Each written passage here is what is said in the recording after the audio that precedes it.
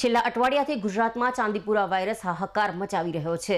હાલ ગ્રામ્ય વિસ્તારોની સાથે સાથે વાયરસ હવે શહેરોમાં પણ બેકાબૂ બનવાની તૈયારી કરી રહ્યો છે।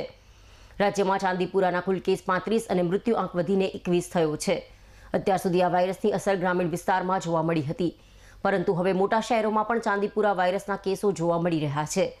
ત્યારે પાટણ શહેરની સિવિલ હોસ્પિટલમાં અગમચેતીના ભાગરૂપે એક 11 બેડનો ચાંદીપુરા વાયરસના દર્દીઓ માટેનો વોર્ડ તૈયાર કરવામાં આવ્યો હોવાનું સિવિલ હોસ્પિટલના RMO ડોક્ટર પ્રીતિબેન સોનીએ જણાવ્યું હતું। છેલ્લા થોડા સમયથી રાજ્યના જુદા જુદા જિલ્લાઓમાં વાયરલ ચાંદીપુરા વાયરસના ચેપ સંક્રમણના કારણે નાના બાળકો, ખાસ કરીને 9 મહિનાથી 14 વર્ષ સુધીના બાળકોના મરણ થયેલ છે। એટલે કે ચાંદીપુરા વાયરસે ગુજરાત રાજ્યમાં પ્રવેશ કરી દીધો છે। ત્યારે પાટણ જિલ્લો ચાંદીપુરા વાયરસથી સંક્રમિત થયો હોય તેવો એક પણ દર્દી આજ દિન સુધી નોંધાયો ન હોવાનું પાટણ સિવિલ હોસ્પિટલના RMO પ્રીતિબેન સોનીએ જણાવ્યું હતું। વધુમાં તેઓએ જણાવ્યું કે ચાંદીપુરા વાયરસના અગમચેતીના ભાગરૂપે પાટણ સિવિલ હોસ્પિટલમાં 11 બેડનો એક વોર્ડ હોસ્પિટલના ઉપરના માળે અલગ તૈયાર કરવામાં આવ્યો છે। જો વધુ જરૂરિયાત ઊભી થશે તો તેના માટે પણ તૈયારી રાખવામાં આવી છે, જેના માટે પૂરતી દવાનો સ્ટોક પણ છે। સાથે બાળ રોગ નિષ્ણાત ડોક્ટર, મેડિકલ ઓફિસર ટીમ તેમજ અનુભવી તમામ સ્ટાફ સજ્જ રાખવામાં આવ્યા છે, જેથી કોઈ પેશન્ટ આવે તો સારવાર મળી રહે।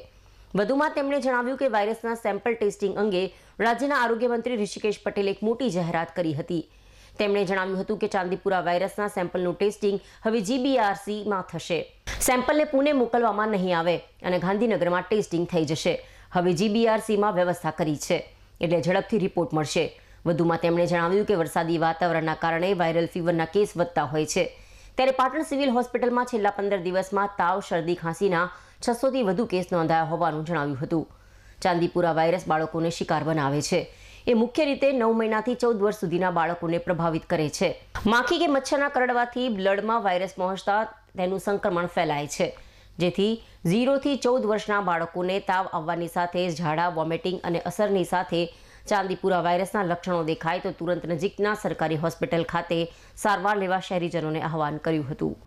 જનરલ હોસ્પિટલ પાટણ ખાતે હાલ ચાંદીપુરમ જે કેસનું જે અત્યારે સમગ્ર રાજ્યની અંદર સંક્રમણ વધી રહ્યું છે એવા જે સમાચારો ને બધું જોવા મળ્યા બી છે। સાબરકાંઠા છે, બનાસકાંઠા છે, મહેસાણા છે, ત્યાં કેસીસ વધારે ડિટેક્ટ બી થયા છે, પરંતુ હાલ પાટણ જિલ્લામાં કોઈ પણ શંકાસ્પદ કે એવો કોઈ કેસ આપણાને હાલ ધ્યાન પર આવેલ નથી। આજ દિન સુધી ધ્યાન પર આવેલ નથી, પરંતુ આપણે જે સરકારશ્રીને ગઈકાલે CM સાહેબની અને આપણા હેલ્થ મિનિસ્ટર સાહેબની અધ્યક્ષતામાં જે મિટિંગ યોજાઈ ગઈ, એમાં મળેલ સૂચનાના આધારે સંપૂર્ણ આપણે તૈયારીઓ હોસ્પિટલ ખાતે કરી દીધેલ છે, જેમાં દવાઓથી માંડીને, તજજ્ઞોથી માંડીને બધાને લાગતા વળગતા સૌને આપણે સૂચના આપી દીધેલ છે। હાલ આપણે જોવા જઈએ કે ભાઈ જે લોકોની જે જાગૃતિ કેળવવાની જે વાત છે, તેમાં ખાસ કરીને બાળકોમાં જે આ ચાંદીપુરમનો જે રોગ જોવા મળતો હોય છે, તેમાં બાળકોની અંદર જ્યારે બી તાવ આવે છે ત્યારે ખૂબ જ હાઈ ગ્રેડ ફીવર આવી જતો હોય છે અને બાળકને તરત ખેંચ આવવાની ચાલુ થઈ જતી હોય છે।